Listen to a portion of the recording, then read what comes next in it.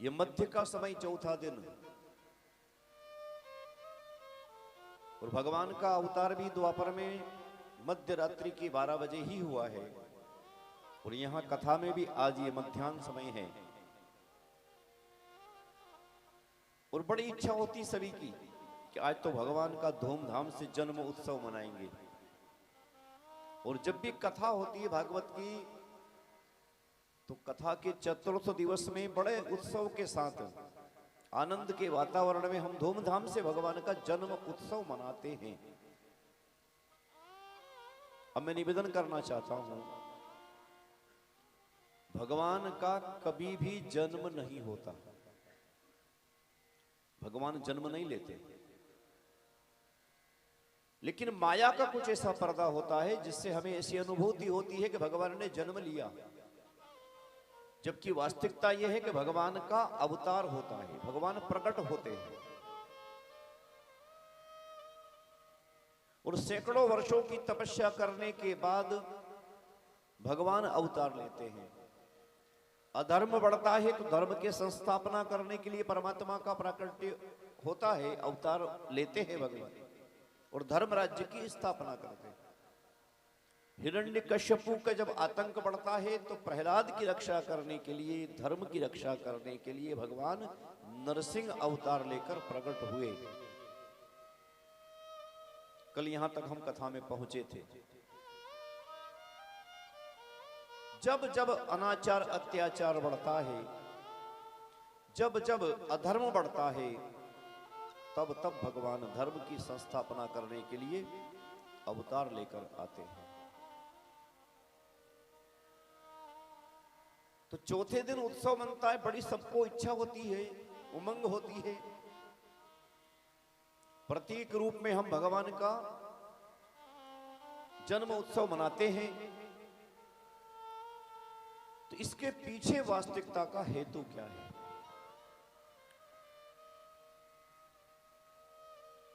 क्यों मनाते हैं? कुछ लोगों की मानसिकता बनती है कि संत महात्मा कथाकारों ने, कथावाचकों ने ये परंपरा चलाई कि चौथे दिन खूब धूमधाम से उत्सव मनाओ, एक बालक को कृष्ण बनाओ, झूला बांधो, उस पे खूब वारनी आएगी, खूब पैसा कौड़ी चढ़ेगा। तो कुछ लोगों की ये मानसिकता बन जाती है कि ये पंडितों ने, संतों ने, कथावाचकों ने ऐसे ही परंपरा बनाई।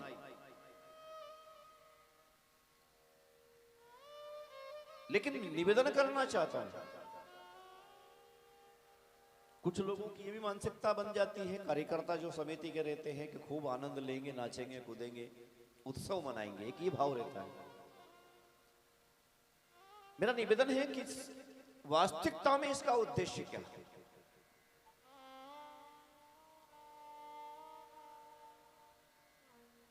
भगवान का चौथे दिन प्राकट्य उत्सव मनाने का जो वास्तविक उद्देश्य है वो ये होना चाहिए सबके लिए, मेरे अपने लिए भी, मंच के लिए भी, और समस्त श्रोताओं के लिए भी, मेरी माता बहनों के लिए भी। और उद्देश्य क्या होना चाहिए कि प्रभु उस समय द्वापर युग में आप अवतार लेकर आए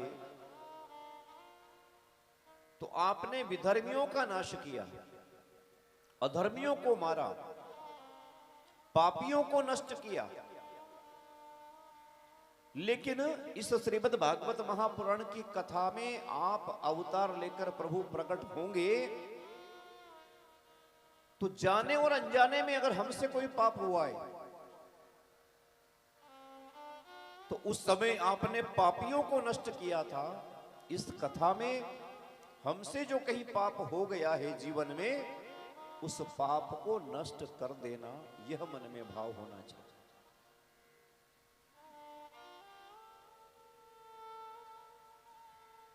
कि उस समय तो प्रभु आपने पापियों को नष्ट किया, आप यहां प्रकट होकर प्रतीकात्मक रूप में प्रभु जो हमसे पाप कहीं हो गए हैं उन्हें नष्ट कर देना, बस ये भाव होना चाहिए हमारा। और ये भाव रखते हुए अगर हमने आज की कथा में भगवान का प्राकट्य उत्सव मनाया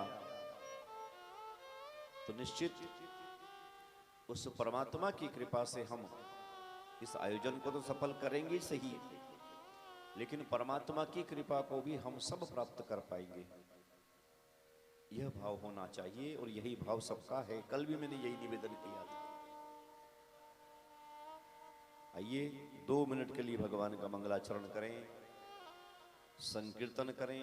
तो कल भी कहा था, ना हम वसामि वैकुंठे योगिनाम हृदयेन च मद भक्ता यत्र गायन्ति तत्र तिष्ठामि नारद। मैं कहाँ रहता हूँ, मेरा वर्तमान का पता कहाँ है, कहाँ निवास करता हूँ? जहाँ पर मेरे भक्त लोग मेरे नाम का संकीर्तन करते हैं ताली बजाकर, मैं वहीं पर रहता हूँ, वही मेरा वर्तमान का पता है। इसलिए आइए बड़े सुंदर भाव के साथ थोड़ी देर के लिए ताली बजाते हुए भगवान का गुणानुवाद करें।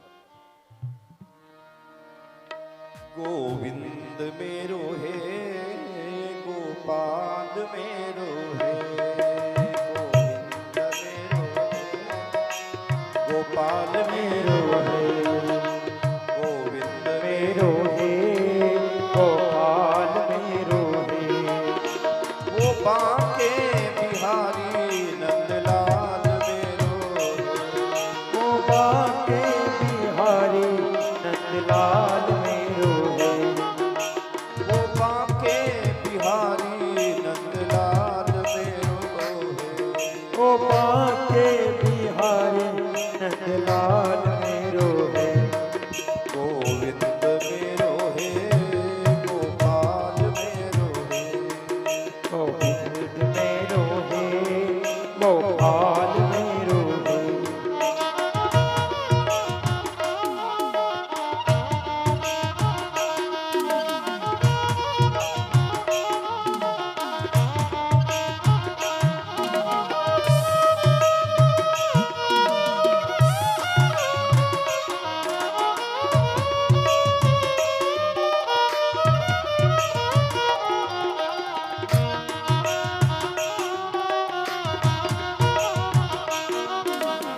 गोविंद मेरो है, गोपाल मेरो है, गोविंद मेरो है, गोपाल मेरो है।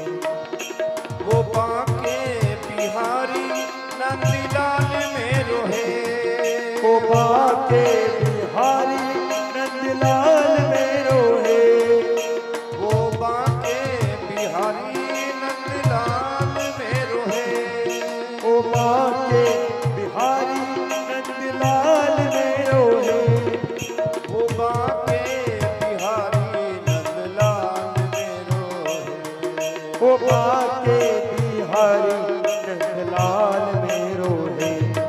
गोविंद मेरो है, गोपाल मेरो है, गोविंद मेरो है, गोपाल मेरो है। तेरी छवि निराली जी, तेरी छवि निराली जी, बांके बिहारी जी, बांके बिहारी जी।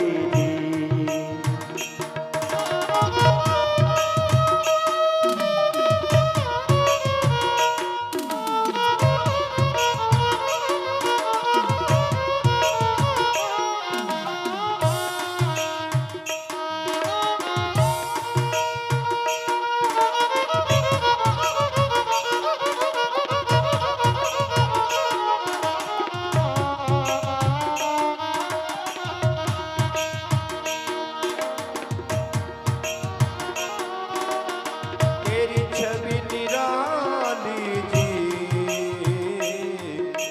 बांके बिहारी जी,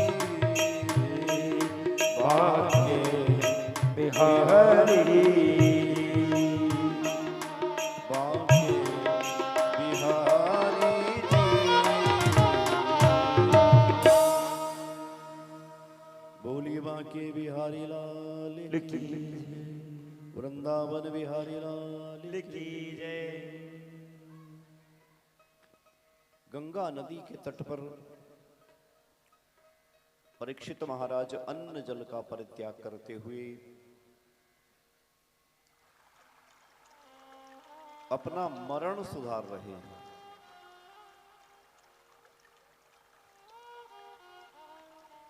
एक ही प्यास है, सिर्फ वो है मुक्ति की।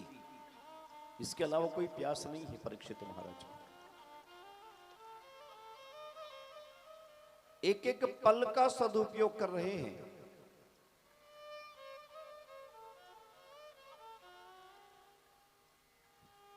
तीन दिन निकल गए, चौथा दिन प्रारंभ हो गया। अन्न जल सबका परित्याग कर दिया। गंगा जल है, जबकि वहां मां स्वयं गंगा बह रही है, लेकिन इसके बाद भी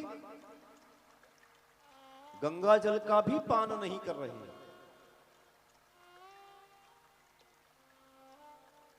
एक ही प्यास है बस, वो है मुक्ति की।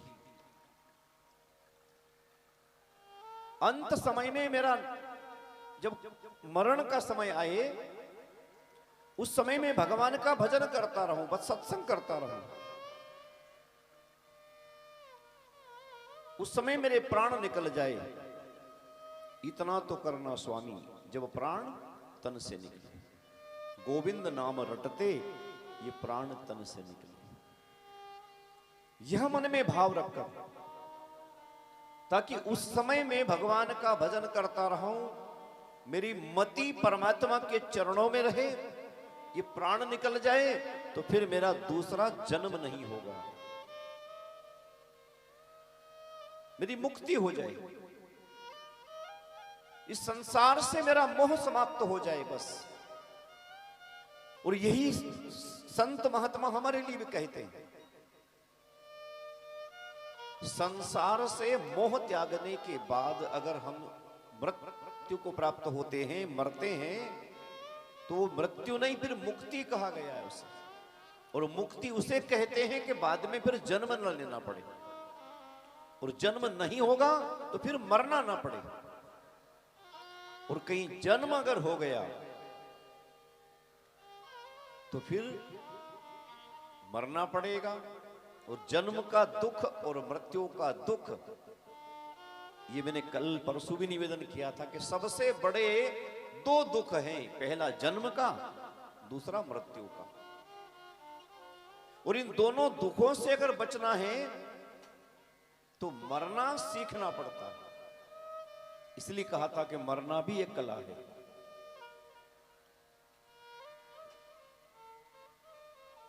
एक बार मरे तो फिर ऐसा कि बार बार मरना ही ना पड़े, मुक्ति हो जाए बस। और मुक्ति सद्गुरु ही दिला सकता है, वरना स्थिति तो क्या है। मैं अक्सर कहता हूं, निवेदन करता हूं, कुत्ते बिल्ली पशु पक्षी जीव चराचर नाना प्रकार की योनियों में भटकते भटकते हम मनुष्य बन गए। कल भी बहुत चर्चा हुई थी इस विषय में। कुत्ते को नहीं कहना पड़ता कुत्ता बन, बिल्ली को नहीं कहना पड़ता बिल्ली बन, गधे को नहीं कहना पड़ता गधा बन, सूअर को भी नहीं कहना पड़ता सूकर को भी कि तू सूअर बन जा, सूकर बन जा। तुझे परमात्मा ने पशु बनाया, जानवर बनाया, कहना नहीं पड़ता। लेकिन मनुष्य को कहना पड़ता है कि तुझे पशु बनाया नहीं है, मनुष्य बनाया है। मनुष्य को ही कहना पड़ता है। सर स्थिति कैसी है? इन समस्त योनियों में भटकते भटकते हम मनुष्य बने, लेकिन अगर इसके बाद भी कोई परिवर्तन हमारे अंदर देखने को नहीं मिला, मैं अक्सर जोर दे रहा हूं इस बात को, आज 4 दिन हो गए कि जो मनुष्य का जन्म मिला और कोई उद्देश्य नहीं है परमात्मा का। ये भगवान ने हम पर बहुत बड़ी अनुकंपा की है, कृपा की है। उस जन्म के दुख से, मृत्यु के दुख से बचाने के लिए मनुष्य का जन्म दिया कि तुम इस जन्म को प्राप्त करके किसी सद्गुरु की कृपा से तुम मुक्ति को प्राप्त कर लो। ये भगवान का एहसान है हमारे ऊपर, कृपा है। खाने पीने के लिए, घर बनाने के लिए, संतान उत्पत्ति करने के लिए, परिवार को आगे बढ़ाने के लिए, समाज में प्रतिष्ठा स्थापित करने के लिए, पद प्राप्त करने के लिए, शोहरत, धन दौलत इकट्ठा करने के लिए नहीं है। खाना पीना, संतान उत्पत्ति करना और सोना, ये काम तो हम पिछले जन्म में करते आए हैं। इसी के लिए भगवान ने जन्म दिया था, कुत्ते का, पशु का, पक्षी का योनियों में, ये करके आए हैं। ये जो जन्म दिया मनुष्य का, इसमें हमें परीक्षित बनने की आवश्यकता है। और सुखदेव स्वामी जैसा कोई सदगुरु मिल जाए, और निवेदन करूंगा कि गुरु को भी ढूंढने की आवश्यकता नहीं पड़ती। परीक्षित को जब श्राप लगा था तो सुखदेव स्वामी स्वतः आए हैं, गंगा नदी के तट पर मिल गए उनको। ये गणेश उत्सव चल रहा है, 10 दिन का उत्सव गणेश जी का।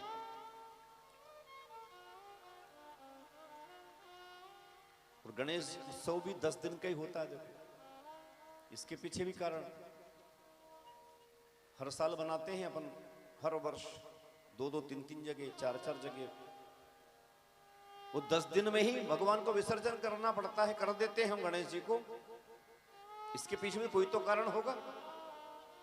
11 दिन क्यों नहीं करते, 9 दिन क्यों नहीं करते? और अधिक दिन उत्सव लेना है, आनंद लेना है तो और भी आगे बढ़ा सकते हैं। ये क्या फर्क पड़े, 10 दिन के बाद 11 दिन में खमा देंगे, 1 दिन और गरबा कर लो, अच्छा है नहीं?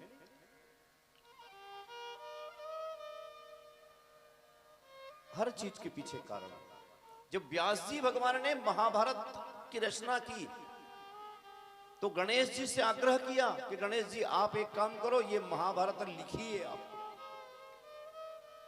तो व्यास जी की प्रेरणा से गणेश जी ने महाभारत को लिखना शुरू किया। और लिखते लिखते 10 दिन हो गए गणेश जी को। तो गणेश जी को तपन होने लगी बहुत ज्यादा शरीर में 10 दिन में। तब वहां पर व्यास जी आदि सभी ऋषि मुनियों ने कहा कि आप स्नान करिए, डुबकी लगाइए पानी में महाराज। रिद्धि सिद्धि के दाता हैं आप गणेश जी। तो 10 दिन में वो महाभारत जब गणेश जी लिखी तो जो तपन हुई उनके शरीर में, तो उस तपन को शांत करने के लिए गणेश जी को डुबकी लगाई। और डुबकी लगी गणेश जी ने, तब वो शांति मिली उनको। तब से 10 दिन का उत्सव चालू हुआ कि 10 दिन तक तो गणेश जी की छेड़ो मत, 10वां दिन खमाओ। हर चीज के पीछे कारण है। तो जो मनुष्य का जन्म भगवान ने दिया है, स्थिति कैसी है हमारी?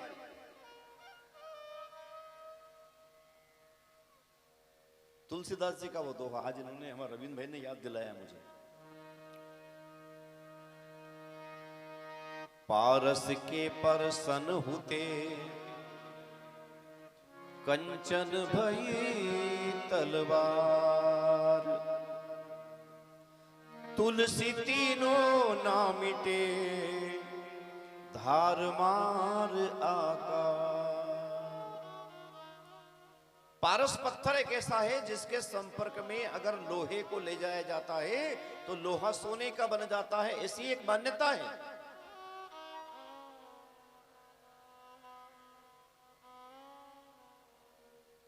सोने का बन गया। तलवार है लोहे की, पारस पत्थर के संपर्क में तलवार को जब ले गए तो तलवार बन गई सोने की।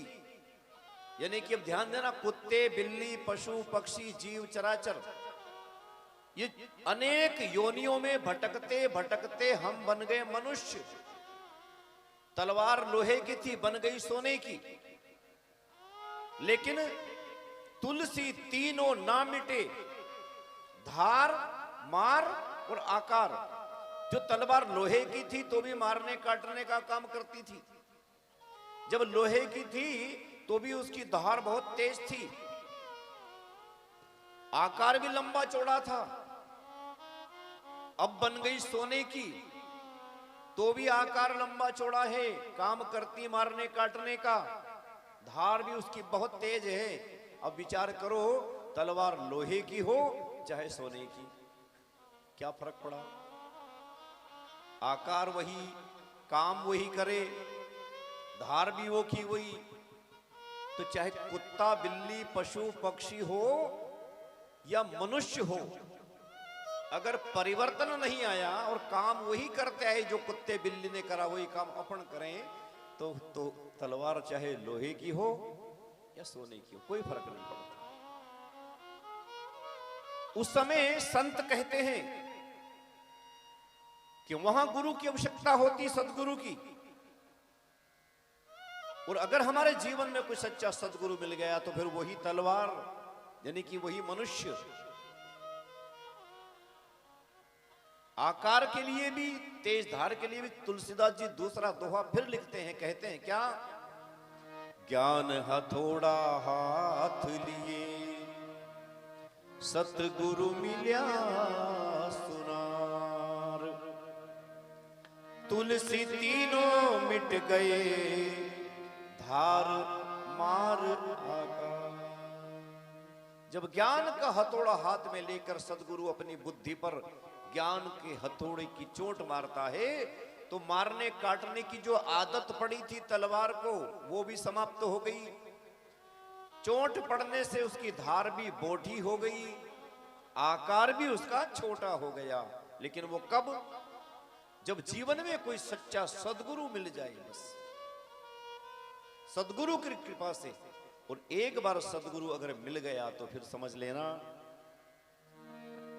ये मनुष्य का जो जन्म मिला है वो सार्थक हो सकता है, और ये जन्म और मरण का जो बंधन बना है ये भी मुक्त हम इससे हो सकते हैं। संत भी कहते हैं, मारी उम्र गुजरती जाए गुरु बिन, कौन बतावे गुरु बिन, कौन बतावे।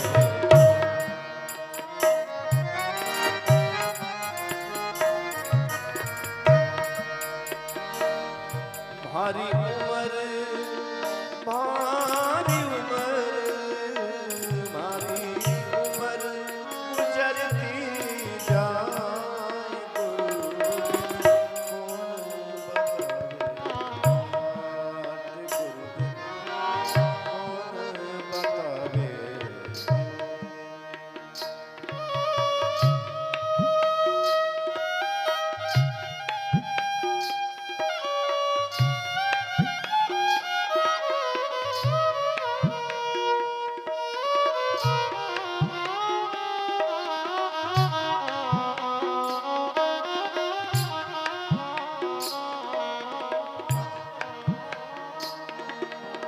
भ्रांति पहाड़ी नदियां बीच में, भ्रांति पहाड़ नदियां बीच में, अहंकार की नाव, काम क्रोध दो पर्वत ठाड़े, काम क्रोध दो पर्वत ठाड़े, लोभ चोर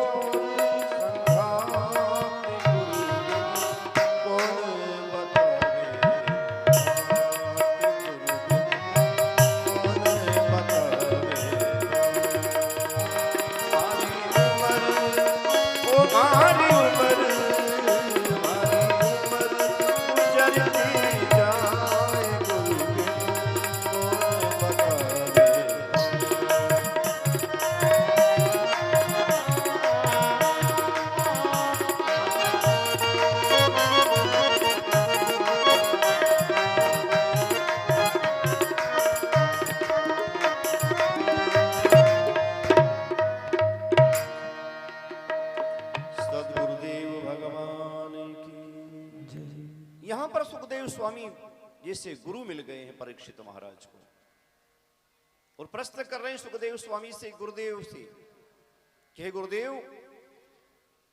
आज की जो अष्टम स्कंद की कथा में हम प्रवेश कर रहे हैं, उसमें गजेंद्र मोक्ष की कथा बड़ी दिव्य कथा है। कथा श्रवण करी है आपने, पहले भी सुनी है, लेकिन उसके मर्म को समझें बस थोड़ा सा। परीक्षित महाराज ने प्रश्न किया, गुरुदेव ऐसी कौन सी परिस्थिति बनी थी कि जिसके कारण भगवान को गजेंद्र की रक्षा करने के लिए भी प्रकट होना पड़ा? और ये हाथी है तो पशु है, पशु के लिए भी भगवान को आना पड़ता है। ये पशु गजेंद्र है या कोई और है प्रभु?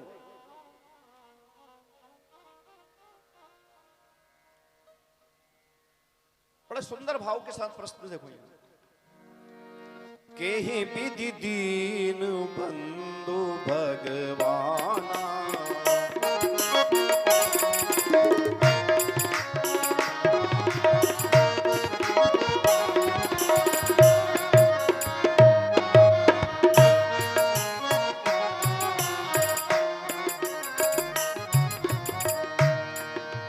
प्रश्न सुखदेव स्वामी से,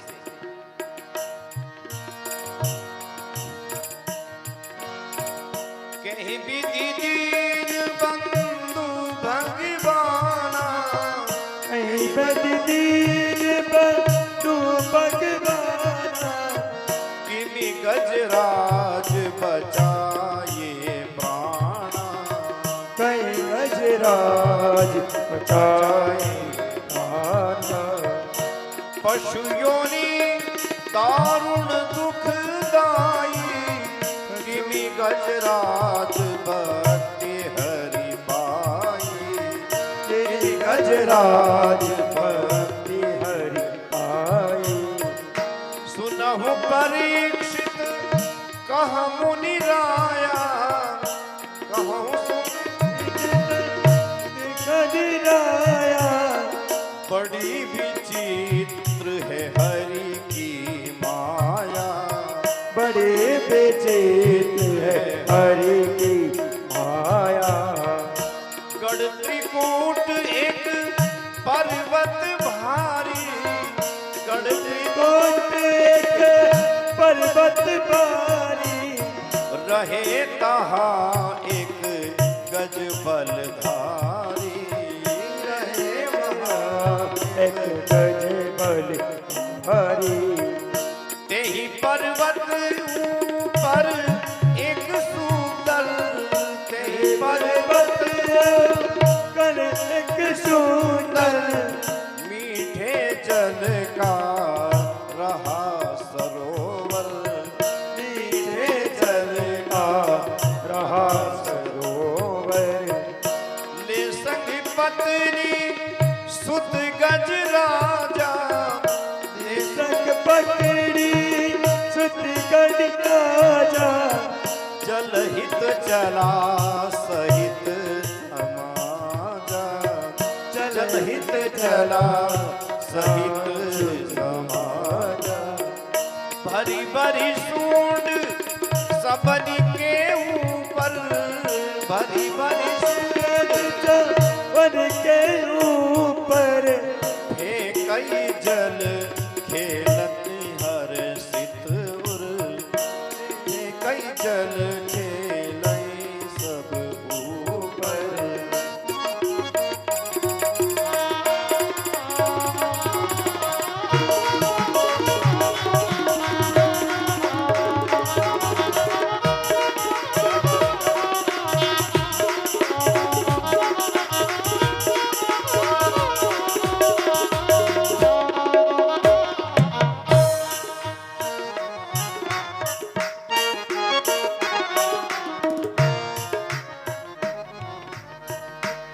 कथा सुनी आपने, क्षीर सागर की तराई में महात्मा वरुण का एक ऋतुमान नामक सुंदर उद्यान है। वहां पर यह हाथी अपने पूरे परिवार के साथ रहता है। अनेक बच्चे हैं, अनेक पत्नियां हैं। एक सुंदर उद्यान है जहां पर मीठा पानी का, उस सागर में एक जगह है जहां पर मीठा पानी है। वहां पर यह हाथी अपनी पत्नियों को लेकर, अपने बच्चों को लेकर उस स्थान पर जाता है जहां पर पानी मीठा है, पहले तो पानी पीते हैं, फिर सूंड में पानी भर भर कर अपनी पत्नियों पर फेंकते हैं, बच्चों पर फेंकता है, आनंद ही आनंद हो रहा है उसको। सब आनंद मगन सुत दारा, सब आनंद मगन सुत दारा, नहीं जानहि का भुवन हारा, नहीं जानहि का भुवन हारा। तेहि जल अंतर ग्राह भयंकर, कई जग अंदर ग्राम कर, रही सदा सरोवर भीतर, रहा सही सरोवर भीतर।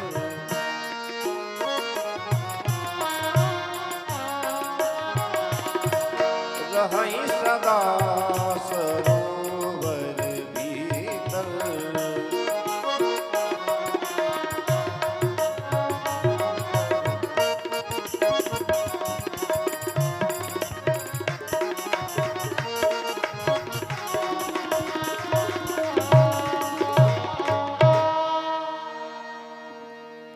बोलिए वृंदावन बिहारी लाल की जय।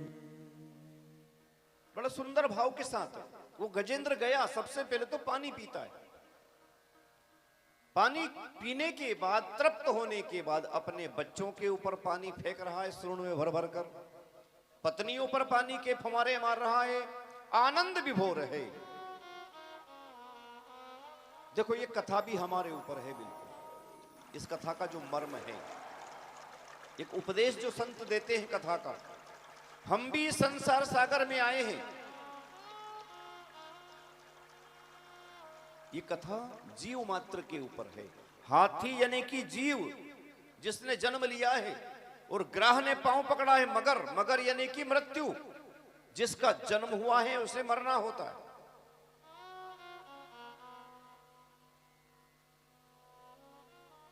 और जब बीमारी शुरू होती है, सबसे पहले पांव में दुखना शुरू होए, पांव में पकड़े घोड़ा,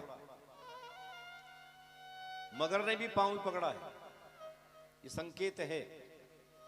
घोड़ा दुखने लगे, पांव दुखने लगे, ने चिंता कर लेना चाहिए कि भगवान ने संकेत दिया है कि अब अपन भगवान का भजन करना शुरू कर दो, ये माया मोह छोड़ दो। लेकिन फिर डंडा ले लेगा हाथ में आदमी, डॉक्टर को दिखाएगा, बड़े से बड़े डॉक्टर के पास जाएगा, जितना भी कर सकता है वो व्यक्ति करता है, भगवान का नाम नहीं लेता। हाथी ने भी वही करा। ये हाथी को घमंड है, देखो, अपनी शक्ति पर, अपने बल पर, अपने सामर्थ्य पर, कि मैं शक्तिशाली हूं, मेरा कोई कुछ नहीं बिगाड़ सकता, मुझे क्या मतलब समाज से, मुझे क्या मतलब परिवार से, मुझे क्या मतलब गांव से, और क्या मतलब मुझे देश से, जो कुछ हूं मैं हूं। जब ऐसा कहीं अहंकार आ जाए अपनी शक्ति के ऊपर, अपने परिवार के ऊपर, अपने समाज के ऊपर, अपने बैंक बैलेंस के ऊपर, धन दौलत के ऊपर, अपने परिवार, बच्चों के, पत्नी के ऊपर भी घमंड आ गया मान लो, ये कथा हमें शिक्षा दे रही है। पानी में रहने वाला जीव मगर, उसने पांव पकड़ा है, जो झटका दिया पानी के अंदर जा रहा है।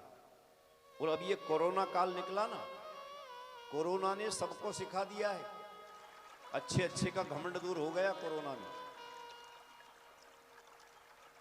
इस हाथी को भी घमंड था अपनी पत्नी के ऊपर, अनेक पत्नियां हैं मेरी, अनेक बच्चे हैं, मुझे पानी में से निकाल लेंगे ये। पहले तो खुद ने प्रयास करा निकलने का, जब असफल हुआ तो पुकारा अपनी पत्नी को, पत्नियों ने भी हाथ उसकी सूंड में सूंड लेकर उसे खींचने का प्रयास करा, बच्चों ने भी खींचने का प्रयास करा।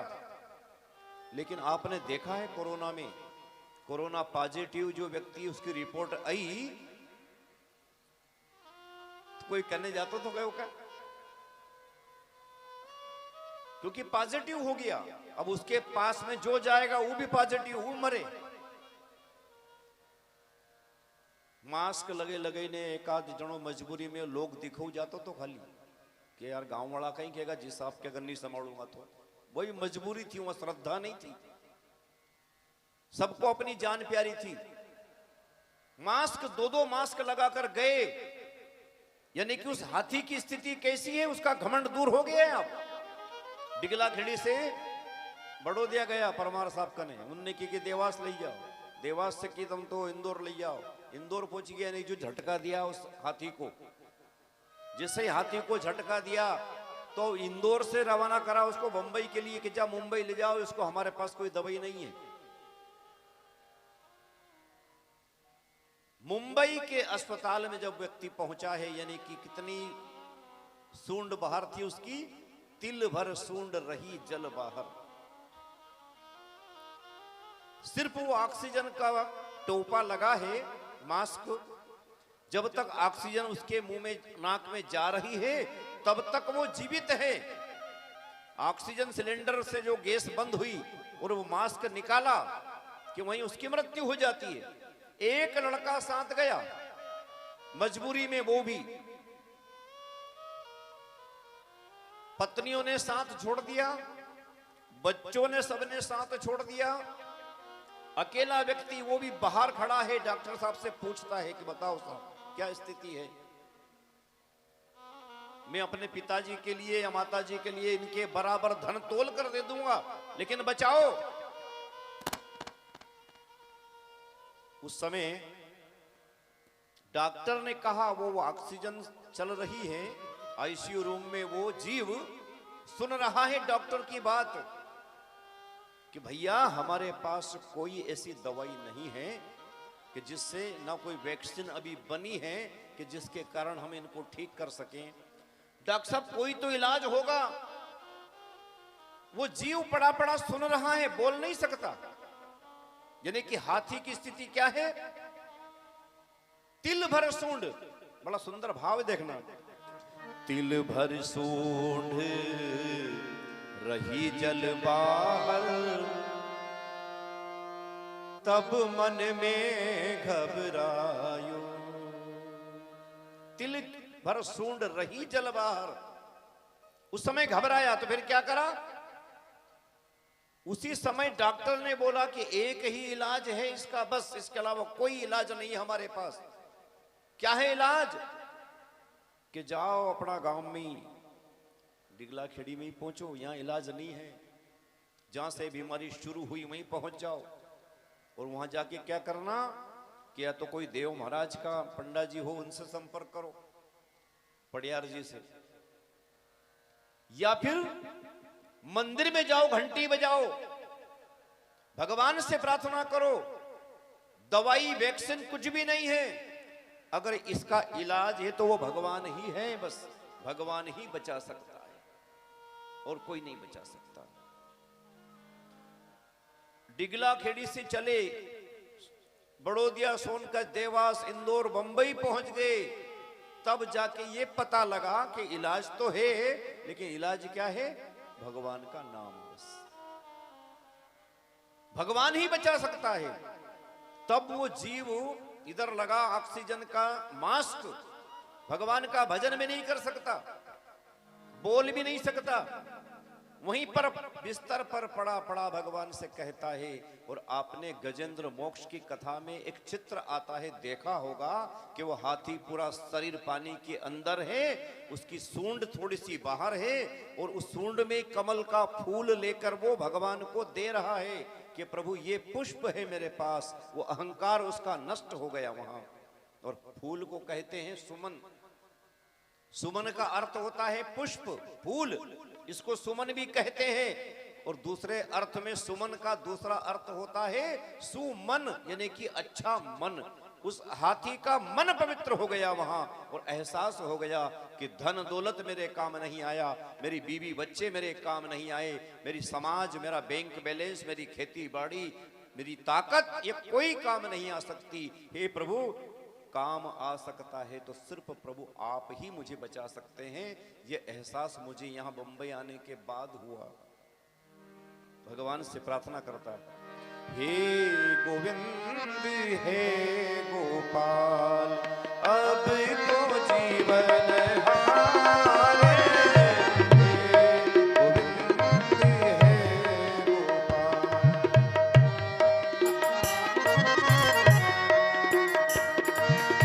अब तो जीवन हारे,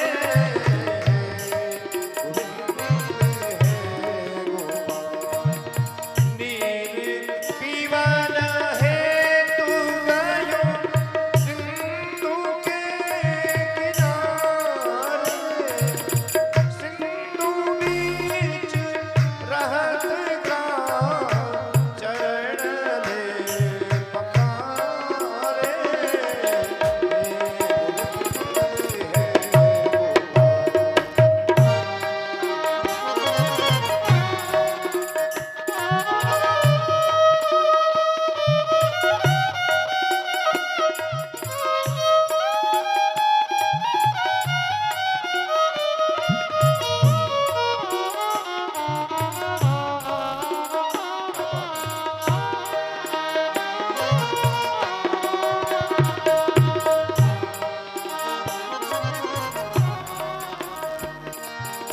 चार प्रहर युद्ध भयो ले गयो मझधार, चार प्रहर युद्ध भयो ले गयो मझधार, नाक कान डूबन लागे कृष्ण को पुकारे, हे गोविंद हे गोपाल,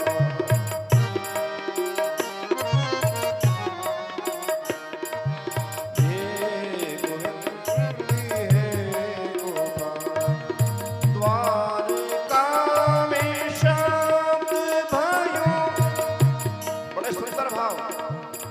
भगवान को मनाया उसने आईसीयू रूम में पड़े पड़े बंबई के अस्पताल में कि प्रभु पधारो, आपके अलावा मुझे कोई बचा नहीं सकता, मेरी पत्नी मेरे काम नहीं आ रही, मेरे बच्चे मेरे काम नहीं आ रहे, धन दौलत काम नहीं आ रहा है, हे प्रभु आप ही मुझे बचा सकते हैं।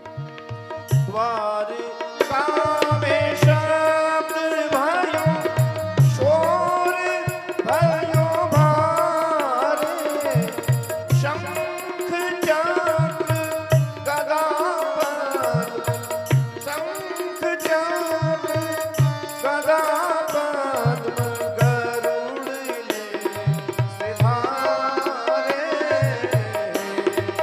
गोविंद हे गोपाल अब तो जीवन हारे, हे गोविंद हे गोपाल, हे गोविंद हे गोपाल।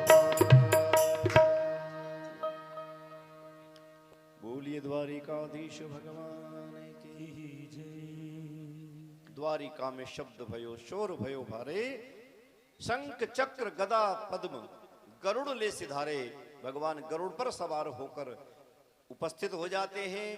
उस गजेंद्र की भी रक्षा भगवान कर रहे हैं, साथ में उस ग्रह की मगर की भी रक्षा की भगवान, उसको भी मुक्ति प्रदान की है। गजेंद्र भी शापित था और ग्रह भी शापित था, भगवान ने दोनों को मुक्त किया है।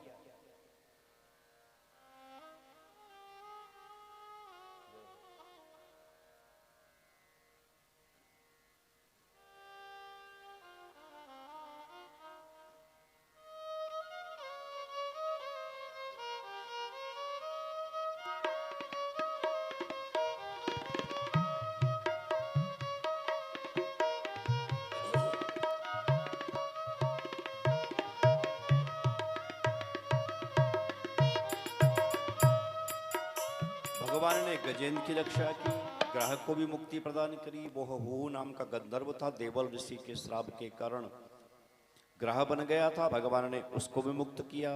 गजेंद्र भी श्राप मुक्त हो गया, वो भी इंद्रधुम नाम का राजा था, फिर राजा बन गया। परीक्षित महाराज को दिव्य कथा श्रवण करवाई। परीक्षित जी ने एक प्रश्न पुनः पूछा अष्टम स्कंद में मन मंत्रों की कथा आती है।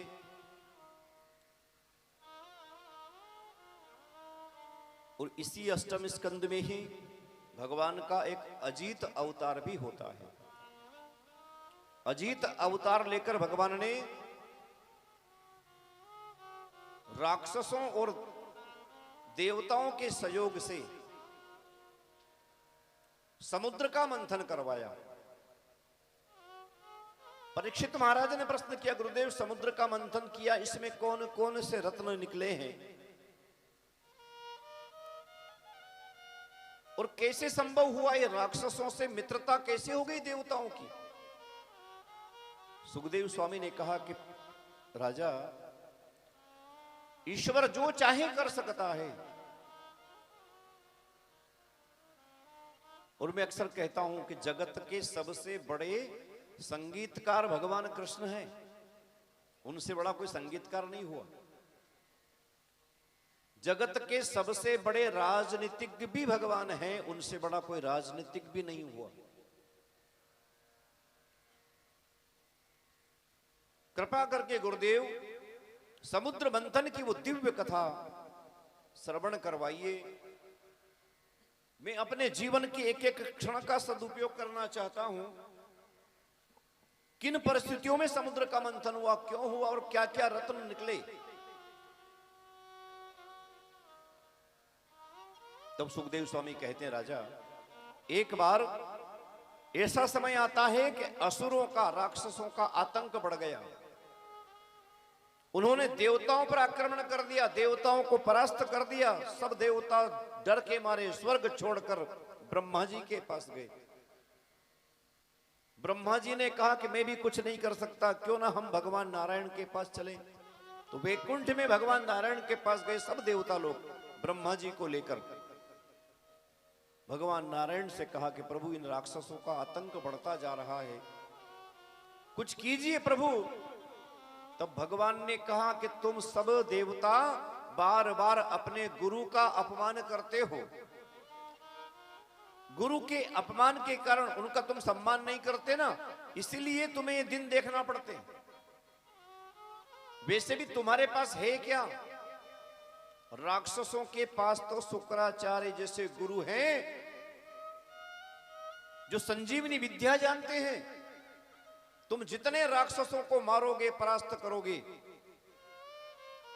पुनः वो संजीवनी विद्या के माध्यम से जीवित कर देंगे, इसलिए तुम उन्हें हरा नहीं सकते। प्रभु कुछ तो कीजिए, हम बहुत दुखी हैं, स्वर्ग छोड़कर जाना पड़ता है। प्रथम दिन मैंने निवेदन किया था, देवताओं के राजा इंद्र अमृत का कलश लेकर आए थे, सीधे व्यासपीठ पर चढ़े और सुखदेव स्वामी से कहा कि ये लो अमृत, राजा परीक्षित को पिला दीजिए। राजा परीक्षित अमर हो जाएंगे, उनकी मृत्यु नहीं होगी। तब परीक्षित ने मैं मना कर दिया था कि अमृत पीकर मैं अमर तो हो जाऊंगा लेकिन अभय नहीं हो पाऊंगा, मृत्यु का भय मुझे सताएगा। देवता लोग अमृत पीकर अमर हो गए लेकिन अभय नहीं हुए, बार बार स्वर्ग छोड़कर भागना पड़ता है। और ये कथा अमृत पीकर मैं अभय हो जाऊंगा, इसलिए अमृत को छोड़कर परीक्षित महाराज ने कथा अमृत का पान किया। बताइए प्रभु क्या करें? तब यहां भगवान ने कहा कि तुम एक काम करो, समुद्र में सब प्रकार की औषधियों को डालो, वासुकी नाग की रस्सी बनाओ, मंदराचल पर्वत की मथानी बनाओ और मेरे सहयोग से और राक्षसों से मित्रता कर लो और समुद्र का मंथन करके अमृत प्राप्त करो, फिर अमर हो जाना, फिर युद्ध करना, तुम्हारी पराजय नहीं होगी। लेकिन इसके लिए तुम्हें राक्षसों से मित्रता करना पड़ेगी। देवताओं ने सहमति प्रदान की, ठीक है भगवान, अगर आपका आदेश है ना, आपका सहयोग है तो हम ये कार्य करते हैं। भगवान ने बड़ी राजनीति खेली है। देखो यहां पर कि जाओ राक्षसों के पास, उनसे दोस्ती कर लो, मित्रता कर लो। राक्षसों के राजा बलि के पास गए देवता कि हम क्यों ना समुद्र का मंथन करें, उससे अमृत प्राप्त कर लें। समुद्र का मंथन करने से अमृत प्राप्त हो जाएगा, अमृत पीकर सब हम अमर हो जाएंगे, और जो भी निकलेगा उसमें से वो हम सब बराबर बराबर बांट लेंगे, बराबर बराबर बांटेंगे। ये भी वचन दे दिया देवताओं ने। भगवान ने संदेश दिया है कि कोई बड़ा काम करना हो, ये समुद्र मंथन की कथा का रहस्य है। और ये समुद्र मंथन क्या है, मैं निवेदन करूंगा। 16 वर्ष की उम्र बालक बालिका की जब होती है, तो 16 वर्ष की उम्र से उसके अंतःकरण में मंथन शुरू होता है। और कभी सभी गलत संगत कुसंग मिल जाता है, तो चाहते थे अमृत प्राप्त करना, लेकिन विष निकल आता है, जहर निकल आता है। कुसंग का साथ मिलने से, और यही उम्र होती है बिगड़ने की, सुधरने की, 16 वर्ष की। अंतःकरण में मंथन होता है बालक बालिका के। शरीर में होने वाले परिवर्तनों को जब वो देखता है तो मंथन करता है, विचार करता है कि ऐसा क्यों हो रहा है। जब भी उसके शरीर में कोई नई स्थिति दिखती है तो विचार करता है। और यहां अगर गलत संगत मिल गई तो सुख का अमृत तो नहीं, लेकिन दुख का जहर मिल प्राप्त हो जाता है, जीवन भी बर्बाद हो जाता है। आवश्यकता है ऐसे समय हमें चिंतन करने की, सत्संग करने की, अच्छी संगत प्राप्त हो। और ये भी सीधी सीधी अगर बात करें तो अभी चल रहा है मोबाइल का और सोशल मीडिया का जमाना। ये जो मोबाइल है ना, बच्चे का जन्म होता है और रोना शुरू करे ना, कहीं मोबाइल देख ही लेनी, पकड़े दो का हाथ में, तो उसी समय रोना बंद कर दे। इतना छोटा बच्चा भी समझता है, क्योंकि ये संस्कार उसको मां के गर्भ से मिल रहे हैं। कल भी चर्चा बहुत लंबी हुई थी इस विषय में। हिरण्यकश्यप राक्षस था, लेकिन उसके घर में भी भगवान का भक्त प्रहलाद पैदा हो गया। ये संस्कार मां की कोख से आए थे, गर्भ से आए थे। उग्रसेन महाराज भगवान के राजा हैं, लेकिन उनके घर में कंस जैसा राक्षस पैदा होके आया। ये मां के गर्भ के संस्कार हैं।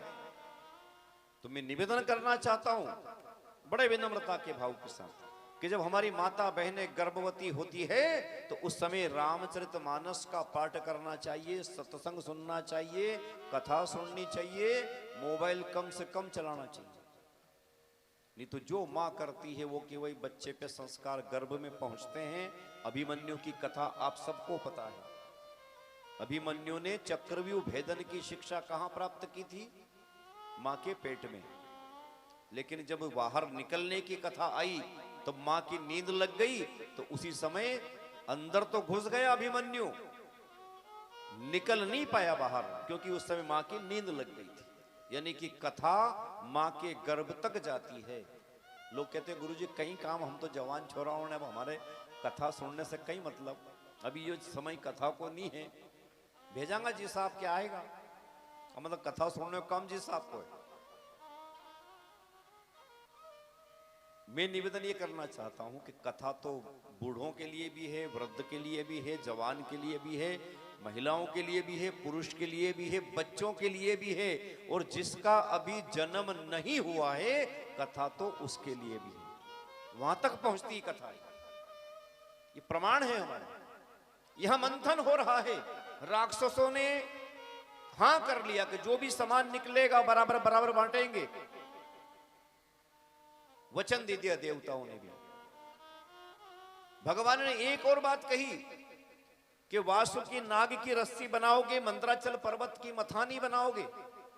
तो वासुकी नाग की रस्सी जब बनाओ तो तुम देवता लोग हो, तुम सब वासुकी नाग के मुंह की तरफ खड़े हो जाना पहले, वरना पश्चाताप करोगे। भगवान ने कहा कि मुंह की तरफ खड़े होना है, तो देवता लोग कहने लगे कि प्रभु अगर मुंह की तरफ खड़े हो जाएंगे तो जहर निकलेगा, उसका असर हमारे ऊपर होगा, इसलिए हम तो प्रभु पूंछ की तरफ खड़े हो जाएं पहले ही जाकर। भगवान ने कहा कि जितना मैं कहता जाऊं उतना करते जाओ, दिमाग मत लगाओ बिल्कुल भी। यह है कूटनीति, देखो भगवान की। मंदराचल पर्वत की मथानी बनाई, वासुकी नाग की रस्सी बनाई, सब प्रकार की औषधियों को समुद्र में डाला गया। सब देवता वासुकी नाग के मुंह की तरफ खड़े हो गए, और जैसे ही राक्षस लोग आए, आते ही देखा उन्होंने, नाराज हो गए कि तुमने कहा कि बराबर का हिस्सा करेंगे, सम्मान तुम्हारा देंगे, ये शुरुआत में ही तुमने हमारा अपमान कर दिया है। देवताओं ने पूछा कि भैया अभी तो शुरू ही नहीं हुआ मंथन, अभी काहे का अपमान कर दिया? तो ये क्या दिख तो रहा है, अपमान कैसा कि आप लोग मुंह की तरफ खड़े हो गए और हमारा नंबर पूंछ की तरफ।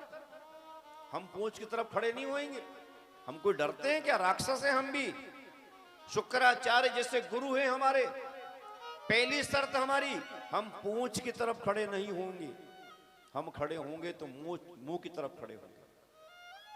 भगवान की ओर देखा देवताओं ने कि प्रभु बताइए क्या करें। भगवान ने इशारा करा कि जितनी जल्दी हो जाए चले जाओ पूंछ की तरफ। मैं तो चाहते ही था कि तुम पूंछ की तरफ खड़े हो जाओ, कहीं पहले से तुम खड़े हो जाते पूंछ की तरफ तो तुम्हारे वहीं भेजता मुंडा आड़ी। उल्टे चलते हैं, राक्षस हैं ये। सीधा काम कराना हो तो उल्टा बोलो। सब देवता चले गए पूंछ की तरफ, सारे राक्षस आ गए वासुकी मुंह की तरफ। मंथन शुरू होता है, और जैसे ही मंथन शुरू होता है, वासुकी नाग की रस्सी की पकड़ से मंदराचल पर्वत ढीला हो गया, खिसकने लगा। सब भगवान की तरफ देखते हैं कि प्रभु बताइए क्या करें। तब भगवान ने एक अवतार लिया, कच्छप अवतार। बोलिए कच्छप भगवान की जय। कच्छप अवतार लेकर भगवान ने मंदराचल पर्वत को अपनी पीठ पर धारण किया। फिर मंथन शुरू होता है। सबको लग रहा था अमृत निकलने वाला है, लेकिन निकल आया जहर, विष निकल आया। सब लोग घबराए कि अब क्या करें। सब ने कहा कि देवताओं से बात करो, देवता आप लोग पी लो। देवताओं ने कहा कि हम तो नहीं पी सकते। भगवान की तरफ देखा, भगवान ने कहा कि मैं भी नहीं पी सकता जहर को, तो अब समस्या बड़ी आ गई है। एक काम करो, देवादिदेव महादेव को मना लो, अब तो वही हमें बचा सकते हैं, वरना हमारी शक्ति इतनी नहीं है कि हम इस जहर को पी जाएं। सब देवता लोग भोले बाबा को याद कर रहे हैं, भोले बाबा को मना रहे हैं।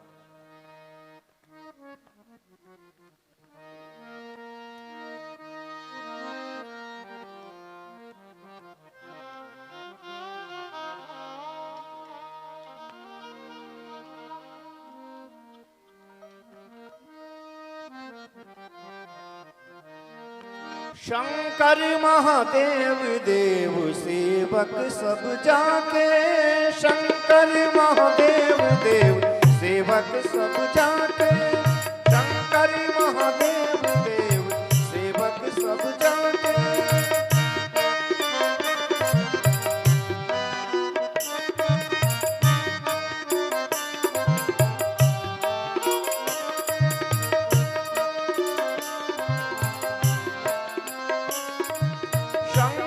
महादेव देव सेवक सब जाके, शंकर महादेव देव सेवक सब जाके।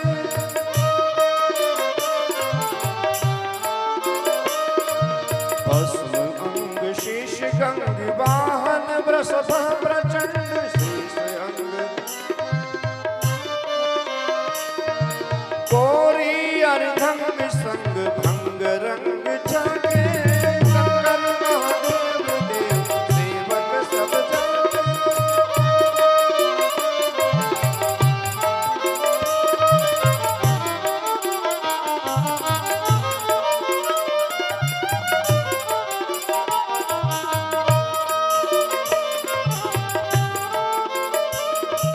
शंकर शंकर महादेव देव सेवक सब जाके, शंकर महादेव देव।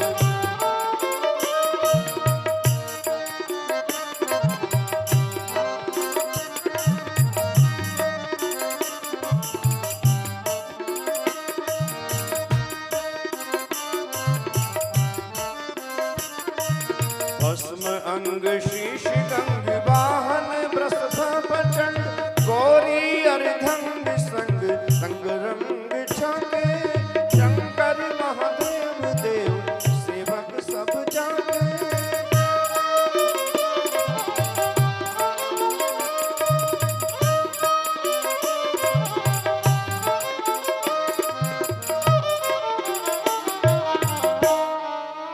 भोलेनाथ भगवान की। भोलेनाथ भगवान को कहा, प्रभु इस जहर से आप ही हमें बचा सकते हैं, रक्षा कीजिए प्रभु हमारी। उस समय भगवान शिव प्रकट होकर आते हैं और भगवान शिव ने वो विष का कलश लिया, अपने हाथ में घड़ा ले लिया और भगवान शिव उस जहर को पान करते हैं, पीते हैं। और जिसे ही जहर को पिया, सारा जहर पिया, लेकिन भगवान को ध्यान आया कि मेरे हृदय में तो मेरे प्रभु आराध्य मेरे श्री राम बसे हैं, कहीं ये जहर वहां तक ना पहुंच जाए, उनके ऊपर कहीं असर न बता दे। इसलिए भगवान ने उस जहर को अपने गले में ही धारण कर लिया। गले में धारण करने से भगवान का गला नीला पड़ गया और एक नाम भगवान का नीलकंठ हो जाता है। बोलिए नीलकंठेश्वर भगवान की जय। नीलकंठ भगवान का नाम होता है।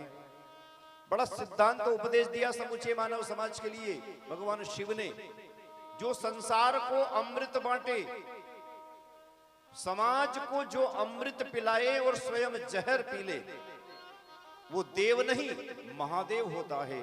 और यहाँ पर महादेव की भूमिका में भगवान शिव ने जहर का पान किया है।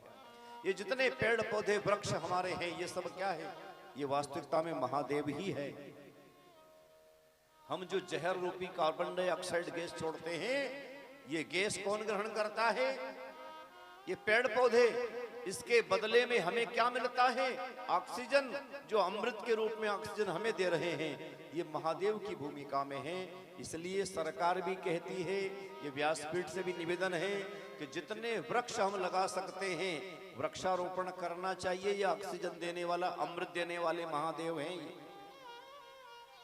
इन महादेवों की रक्षा के लिए कुछ नहीं करना, ऑक्सीजन प्राप्त करने के लिए हमें सिर्फ एक पेड़ लगाना है बस।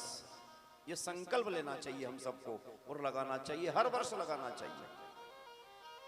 क्योंकि ऑक्सीजन अगर हमें मिल रही है, अमृत अगर हमें कहीं मिल रहा है, तो वो अमृत हमें इन पेड़ पौधों से ही मिल रहा है। इसलिए हमारे शास्त्रों में तुलसी की पूजा की जाती है, पीपल की पूजा की जाती है, बड़ की पूजा की जाती है। तुलसी घर के आंगन में इसलिए लगाना पड़ती है, धर्म से जुड़ा उसको।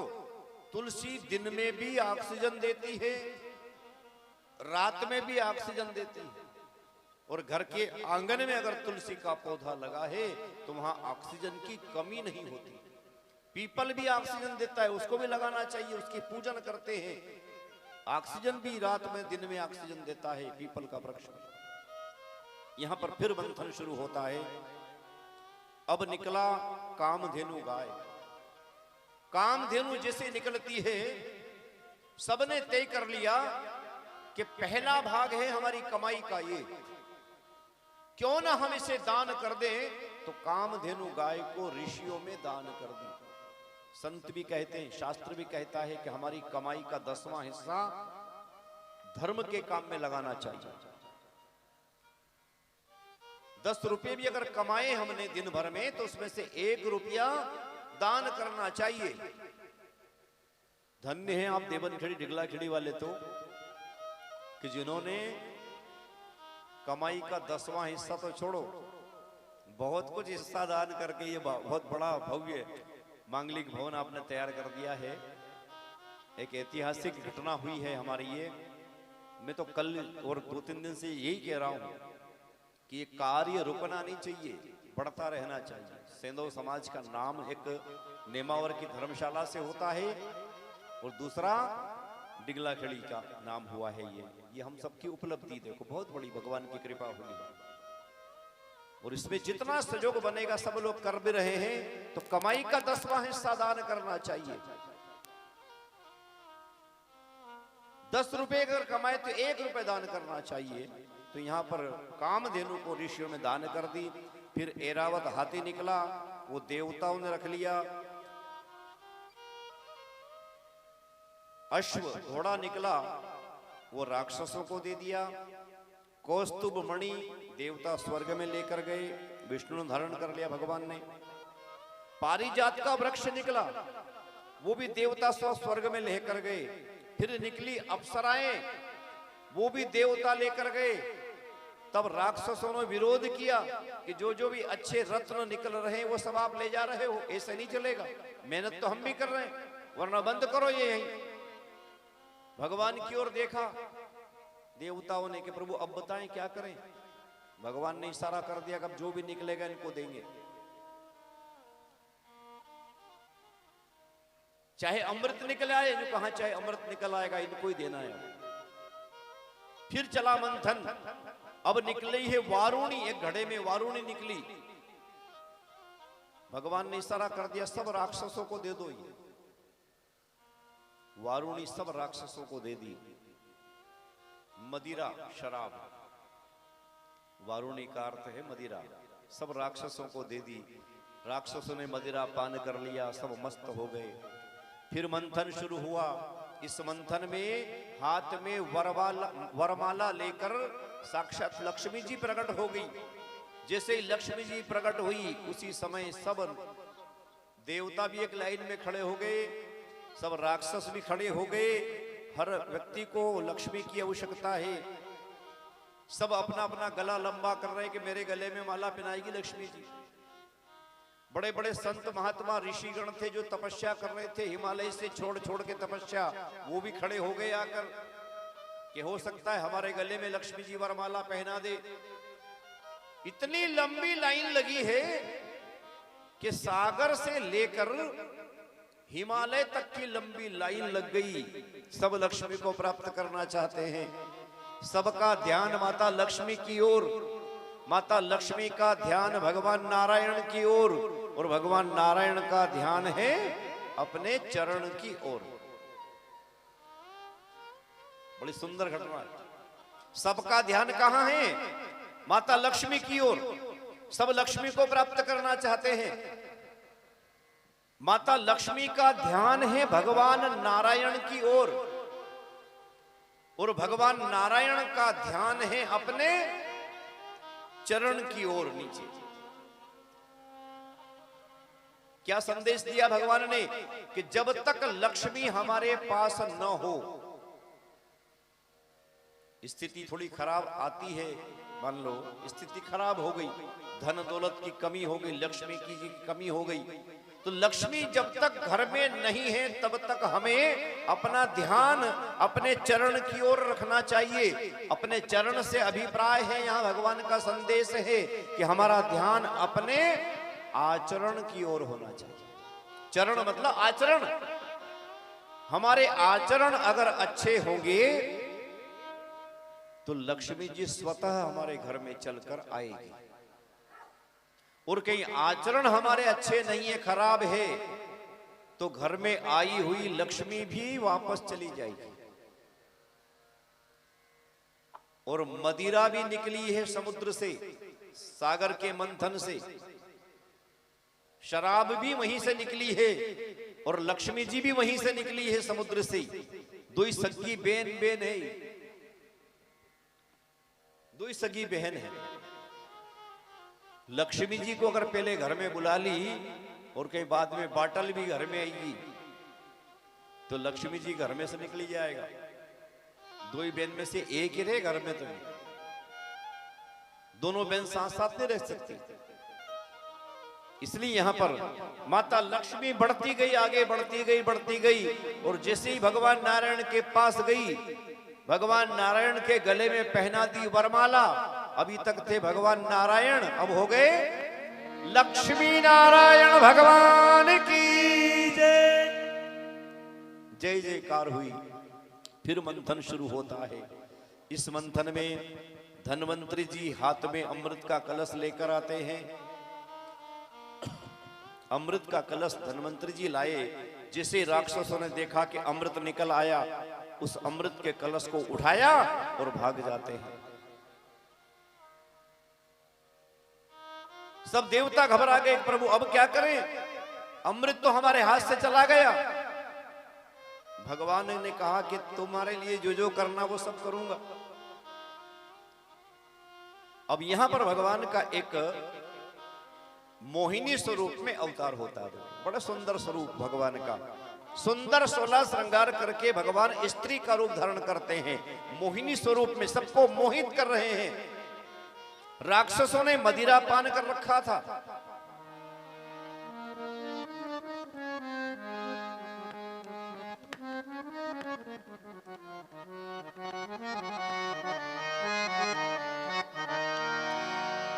मोहिनी स्वरूप में भगवान, सुंदर 16 श्रृंगार है, टीकी मेहंदी हल्दी लगाई हुई है, घुंघरू पैरों में बंधे हैं, सबको मोहित कर दिया। राक्षस सब मदिरा पान में नशे में थे, और जैसे ही नशे में होने के बाद एक सुंदर स्त्री को देखा राक्षसों ने, तो सब मोहित हो जाते हैं। और वहां सुंदर घुंघरुओं की आवाज सुनते हैं, सब देवता भी मोहित हो गए, पहचान नहीं पा रहे कौन है। और यहाँ सारे राक्षस मदमस्त थे, नशे में मस्त थे, मदिरा का पान किया था, और सामने आ गई एक अप्सरा जैसी सुंदर स्त्री, उसी के पीछे पड़ जाते हैं। धीरे से भगवान ने मोहिनी स्वरूप में उस राक्षसों से वो अमृत का कलश ले लिया कि तुमने नशा कर रखा है, क्यों ना मैं तुम्हें अमृत पिलाऊं। हमारे हाथों से अगर तुम अमृत पियोगे तो और अच्छा आनंद आएगा। राक्षस तो सब नशे में थे, उन्होंने कहा कि सही बात है, ये सुंदर स्त्री अगर हमें अमृत पिलाएगी तो और अच्छा आनंद आएगा। भगवान ने 2 पंक्ति पटक दी, एक तरफ देवताओं को बिठा दिया, दूसरी तरफ राक्षसों को बिठा दिया। अमृत बांटना शुरू किया भगवान ने मोहिनी स्वरूप में, नृत्य करते जा रहे। आज होने आए बालमा,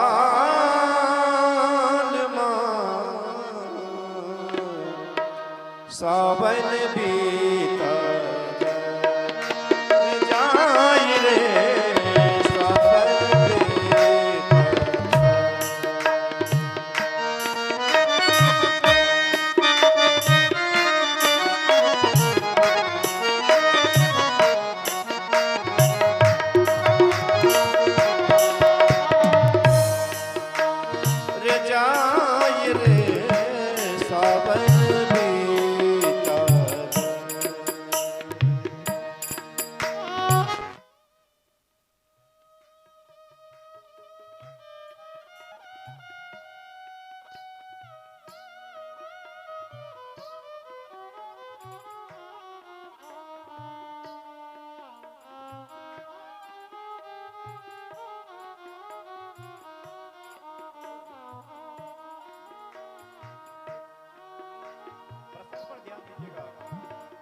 सारे देवता लोग मोहित हैं, किसी को कुछ पता नहीं कि कौन स्त्री है, देवता भी अनभिज्ञ है।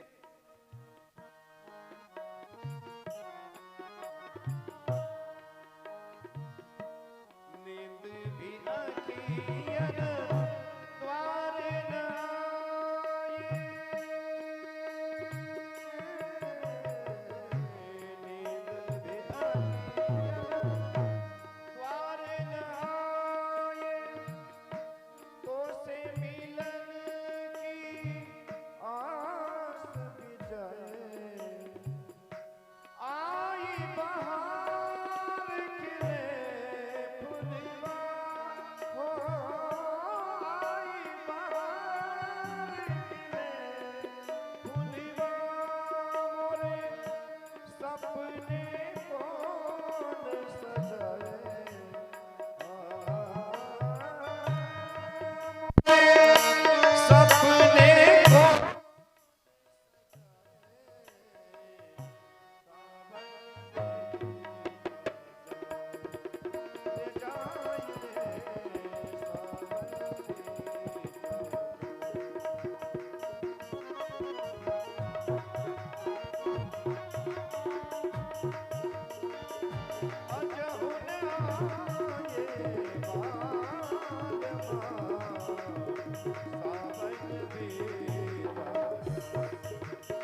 जाए रे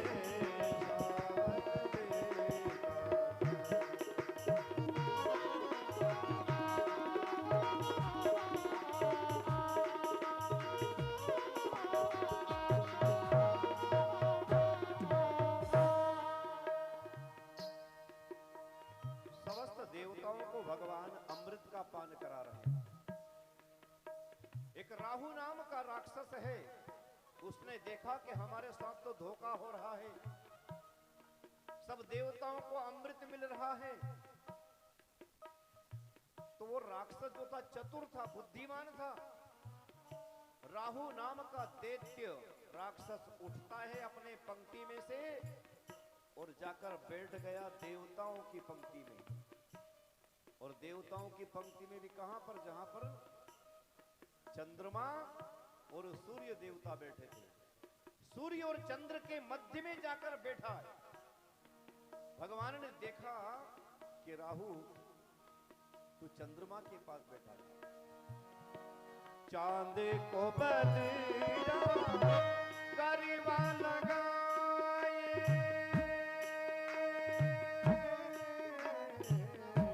चांद को बदला गरीबा लगाए, और भीम मोरा मन रचाए, यार हसीन गले लग जाए, यार हसीन गले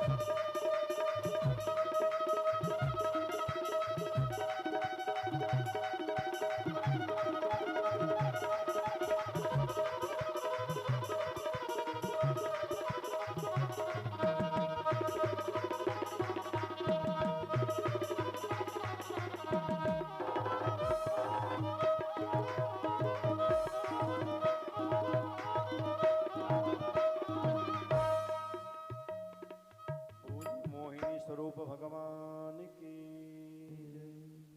अमृत चखा दिया भगवान ने राहु को। बड़ा संदेश दिया देखो समूचे मानव समाज के लिए। कुछ लोग ये भी कहते हैं कि भगवान पहचान नहीं पाए राहु को और गलती से अमृत पिला दिया भगवान ने।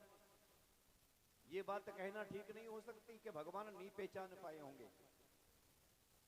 भगवान ने पहचान तो लिया था, देख भी लिया, लेकिन भगवान ने एक संदेश दिया कि पहली बार कोई राक्षस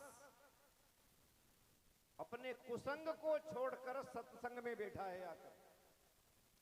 ये भाव है भगवान का कि कोई दुर्विचार वाला व्यक्ति, कोई राक्षस अपनी जाति को, अपनी संगति को छोड़कर अच्छे लोगों में आकर बैठा है। और अच्छे लोग भी कैसे हैं? देवता। और देवताओं में कौन? चंद्रमा और सूर्य देव, दोनों प्रकाशित देवता हैं। इनके बीच में जो कोई आकर बैठ जाए और अगर इसे मैं अमृत नहीं चखाऊंगा तो फिर लोग आना शुरू ही नहीं होंगे। कोई शुरुआत इसने करी है अच्छे लोगों में बैठने की, तो इसको सम्मान देना जरूरी है। तो कुसंग को छोड़कर सत्संग में आने का प्रभाव था कि चाहे वो राक्षस था, लेकिन भगवान ने उसको भी अमृत चखा दिया। और अमृत चखाने के बाद भगवान ने उसका मस्तक भी काट दिया। अमृत पीने से वो अमर हो गया। और जरा सा अच्छे लोगों में बैठने का प्रभाव देखना, ये कथा हमें शिक्षा दे रही है। जरा सी देर का सत्संग, अच्छे लोगों में बैठने का प्रभाव, एक तो अमृत मिल गया, अमृत के साथ साथ नवग्रहों में गिनती होना शुरू हो गई उसकी। जब भी पूजन हमारे पंडित जी कराते हैं, जजमान माड़ साहब आते हैं कराते हैं, ये सारे ग्रहों की पूजा करते हैं, उसमें नवग्रहों में राहु केतु की पूजा भी होती है। वो राहु और केतु दो हो गए, जरा सा सत्संग में बैठने का प्रभाव था। फिर तो बाद में बहुत युद्ध होता है, देव दानव संग्राम होता है। इस संग्राम में देवताओं ने अमृत पान कर लिया था, वो सब अमर हो गए थे। सारे राक्षसों की मृत्यु हो जाती है, मर जाते हैं, मार दिया गया सब राक्षसों को, यहां तक कि राजा बलि को भी मार दिया गया। राजा बलि की भी मृत्यु हो गई। शुक्राचार्य ने विद्वान ब्राह्मणों को बुलाया, संजीवनी विद्या का उपयोग किया और राजा बलि को पुनः जीवित किया, पुनर्जीवित कर दिया राजा बलि को। फिर एक यज्ञ किया, यज्ञ करके अस्त्र शस्त्र प्राप्त किए। अस्त्र शस्त्र प्राप्त करते हुए पुनः राजा बलि बलिष्ठ हो गया। शुक्राचार्य महाराज की कृपा से राजा बलि ने अनेक प्रकार के अस्त्र शस्त्र प्राप्त किए, विद्या प्राप्त की, बलिष्ठ हो गया। फिर शुक्राचार्य ने कहा कि अब तुम पुनः युद्ध करो, स्वर्ग पर आक्रमण करो। इधर सारे देवता अमृत पीकर अमर हो गए थे। राजा बलि ने जब आक्रमण किया तो शुक्राचार्य गुरुदेव की कृपा से समस्त देवताओं को भी युद्ध में परास्त कर दिया। अमृत पीकर अमर हो गए थे, अभय नहीं हुए, छोड़कर भाग गए स्वर्ग। स्वर्ग पर फिर कब्जा राजा बलि का हो गया, जबरदस्ती स्वर्ग के राजा बन गए राजा बलि। अपने गुरु शुक्राचार्य से पूछते हैं कि भगवान गुरुदेव बताइए, स्वर्ग के राजा बनने, इंद्र बनने के लिए योग्यता क्या है? मैं जबरदस्ती तो इंद्र आसन पर बैठ गया हूं। हर मनमंत्र में इंद्र अलग होता है, इंद्र एक पद है, एक पोस्ट है खाली। तब शुक्राचार्य ने कहा कि इंद्र बनने के लिए योग्यता क्या है आपने पूछा है राजा बलि? तो एक ही योग्यता है कि जो 100 अश्वमेध यज्ञ कर दे, 100 अश्वमेध यज्ञ करने वाला इंद्र बनने के योग्य हो जाता है, उस पर योग्यता प्रकट हो जाती है, योग्यता प्राप्त कर लेता है। 100 अश्वमेध यज्ञ। तब राजा बलि ने कहा कि जो विधान है मैं उस विधान संविधान से ही इंद्र बनूंगा। जबरदस्ती तो राजा इंद्र बन गया मैं। 100वां यज्ञ चलने की तैयारी कर ली। 100 यज्ञ का संकल्प लिया राजा बलि ने, और राजा बलि 100 यज्ञ पूर्णता की ओर है। 99 यज्ञ पूरे हो गए राजा बलि के, 100वां यज्ञ चल रहा है। देव माता अदिति भगवान से प्रार्थना करती है कि प्रभु अमृत पीकर मेरे पुत्र सारे देवता लोग अमर तो हो गए, लेकिन ये अभय नहीं हुए हैं, स्वर्ग छोड़कर इनको भागना पड़ा है, बहुत दुखी है मेरे पुत्र देवता लोग, इनकी सहायता कीजिए प्रभु, इन्हें स्वर्ग का आसन वापस दिलाइए। इधर नीचे देखा तो क्या, आज गुजरात है ना, गुजरात में यज्ञ चल रहा है भृगुकुछ में,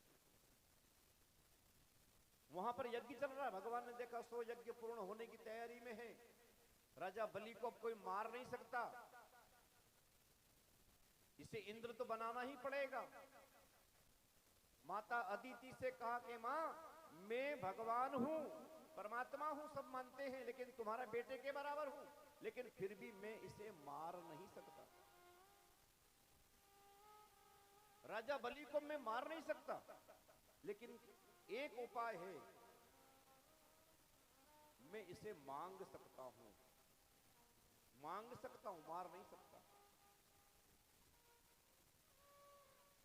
कुछ भी करो प्रभु, लेकिन मेरे पुत्रों को प्रसन्न करिए, बहुत दुखी है। तब भगवान वामन अवतार लेकर राजा बलि के दरबार में पहुंचे हैं। 100वां यज्ञ की पूर्णाहुति का समय है। शुक्राचार्य वहां देख रहे हैं कि कोई ब्राह्मण देवता छोटे से बालक बनकर आए हैं। भगवान को जैसे ही देखा शुक्राचार्य ने पहचान गए कि ये वामन नहीं विराट है ये तो। राजा बलि के साथ धोखा होने वाला है। राजा बलि को समझाया कि देखो राजा, तुम दानी हो मैं जानता हूं, लेकिन एक बात ध्यान रखना, तुम्हारे साथ छल कपट होने वाला है, धोखा होने वाला है। ये मुख्य द्वार पर जो ब्राह्मण देवता आए हैं ना, छोटे से वामन, ये वामन नहीं विराट है और तुम्हें छलने आए हैं। गुरुदेव ने समझाया। तब राजा बलि कह रहे हैं कि गुरुदेव, ये वामन हो चाहे विराट हो, लेकिन आपने कहा कि ये साक्षात तो परमपिता परमात्मा है, भगवान है, और मेरे द्वार पर भगवान आया है। हाँ, ये भगवान ही है, ये नारायण है, तुम्हारे साथ छल करने आए हैं, इसलिए इनको किसी प्रकार का वचन मत देना, कोई प्रतिज्ञा मत ले लेना, और कुछ भी देने की हानि मत करना इनसे। राजा बलि ने कहा कि प्रभु, मेरे द्वार पर कोई आए और मैं उसे कुछ न दूं, ये तो हो ही नहीं सकता।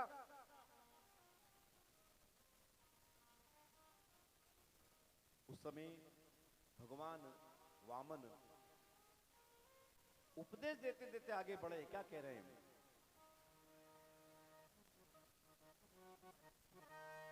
मनवा